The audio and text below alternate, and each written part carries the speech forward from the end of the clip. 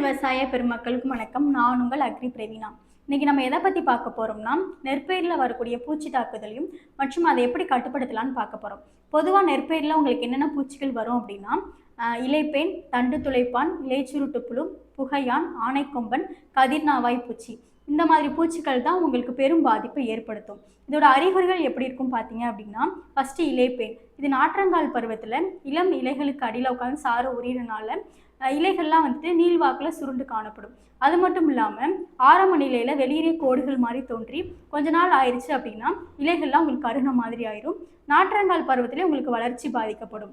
இதை எப்படி கண்டறியலான்னு பார்த்தீங்க அப்படின்னா, ஈர கைகளால் நீங்கள் செடியை தொட்டிங்க அப்படின்னா உங்கள் கையில் வந்துட்டு பூச்சிகள் ஒட்டும். இது மூலயமா நீங்கள் வந்துட்டு இலைப்பேனை கண்டறிஞ்சிடலாம்.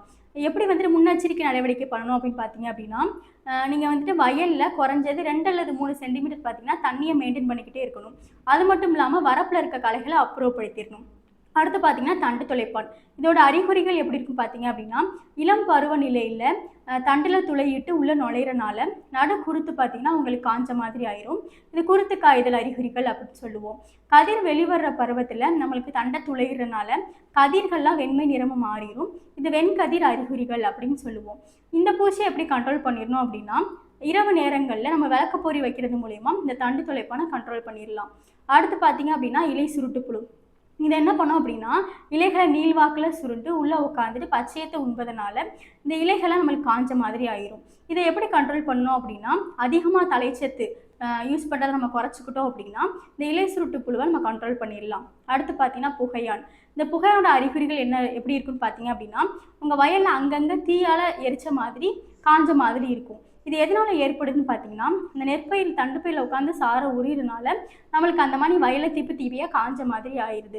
இதை எப்படி கண்ட்ரோல் பண்ணணும் அப்படின்னு பார்த்தீங்கன்னா, இந்த மாதிரி விளக்கப்பொறி வைக்கிறது மூலிமா இந்த புகையானமே கண்ட்ரோல் பண்ணிடலாம். இது வந்துட்டு அந்த தண்டுப்பகுதியில் பார்த்தீங்கன்னா ஆயிரக்கணக்கான பூச்சிகள் வந்துட்டு இருக்கும். அடுத்து பார்த்தீங்கன்னா ஆனைக்கொம்பன். இதோட அறிகுறிகள் எப்படி இருக்கும் பார்த்தீங்க அப்படின்னா, அந்த குருத்தி இலைகள்லாம் வெங்காயத்தாள் மாதிரி மாறி நீண்டு காணப்படும். இது வந்துருச்சு அப்படின்னா உங்களுக்கு வளர்ச்சியும் பாதிக்கப்படும், மகசூலுமே பாதிக்கப்படும். அடுத்து பார்த்தீங்கன்னா கதிர்நாவாய் பூச்சி. இது நெல்மணிகள் பிடிக்கிற டைமில் அந்த நெல்மணியில் உட்காந்து சாரை உரியனால நெல்மணிகள் பார்த்தீங்கன்னா சிறிய புள்ளிகள் மாதிரி நெல்மணி மேலே தோன்றும்.